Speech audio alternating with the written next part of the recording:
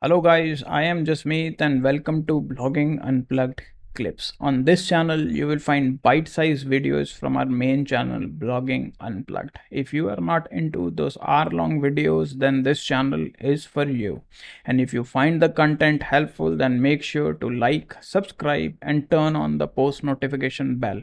And with that said, let's dive into the video. So after the navigation block, the next block that I want to discuss is the site logo block. This is again another important block that I wanted to touch on. This is pretty simple block. It lets you add a logo, but it comes with a few options that you have to see. So let me just go ahead and add the site logo block.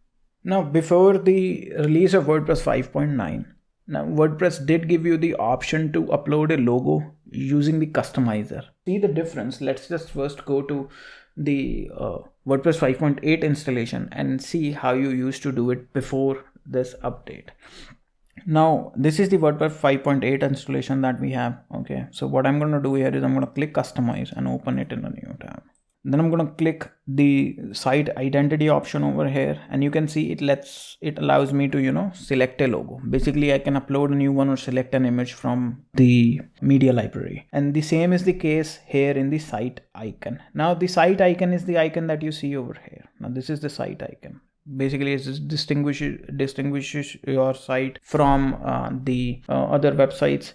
If multiple tabs are open, so the user can easily identify, oh, this is the website that I want to go to. So now this has changed in WordPress 5.9, the method of adding logo, because the customizer is missing and it has been replaced by the new site editor. So the WordPress has given us a site logo block to do just that. Now in our homepage template, we already had the logo block added. I went ahead and added a logo to it. Now to add a logo, you just have to add the logo block and then select a file from the media library or upload a file from your computer. Now it's up to you totally how you do it, and it will show up like this. Now as far as the settings of the logo blocks is concerned, the first option that you get to see is this style.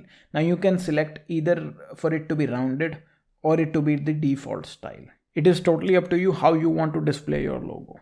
At times you will see sites have a round logo, at times you will see websites have a square logo or a vertical logo or whatever logo. Now the next option that you will see is the settings. Now the first option in the settings is the image width. Now using this bar, you can increase or decrease the width of the logo. I will just go ahead and do it for you once.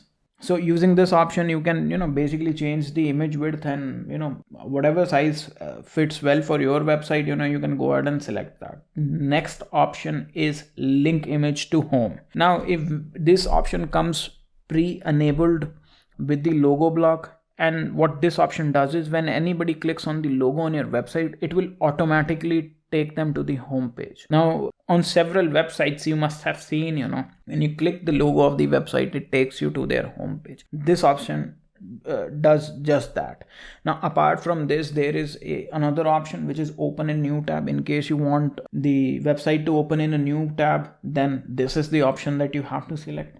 And if you want to use this logo as the site icon, then you can click enable this option and it will be used as the site icon, which is the favicon, and it will be displayed over here. Now it's totally up to you what you want to do with this block. Now you can use the image block in pages and posts as well, and display your logo wherever you want to do on your site. Now apart from these settings, the toolbar has also received a few tweaks and introduction of few new image editing features. So for that you need to click crop over here, and it will show you three options. The first one is the zoom in, zoom out. In case you want to increase the zoom of your logo, or maybe your logo is too big and you want to zoom out, then this is the option for you. The next option is the aspect ratio. Now using this, you can change the aspect ratio of your logo. The third option is the rotate, and using this you can rotate the logo to the direction that you want to. Now before WordPress 5.9, what you had to do was it was required that you upload a logo that was perfect in size, but this is not the case anymore, because you can use these options to basically tweak the size and make it perfect for the design that you are going for. Now apart from this, another option that you will see is the duotone filter. Now this is the option. Now using this option, you can add shadows and highlights basically to the logo. It's basically a two-tone color that you can add with just a few clicks, and it doesn't impact the integrity of the logo. Your logo stays the same, it just adds a filter to it. So this is another interesting option if you want to add the two-tone color effect on your logo without losing the integrity of the image. Now I hope you have found this video helpful, and if you did, then make sure to leave a like and subscribe to this channel. Also, the links to our socials are in the description box below. Make sure to follow us on other platforms as well. And with that said, I will see you in the next video.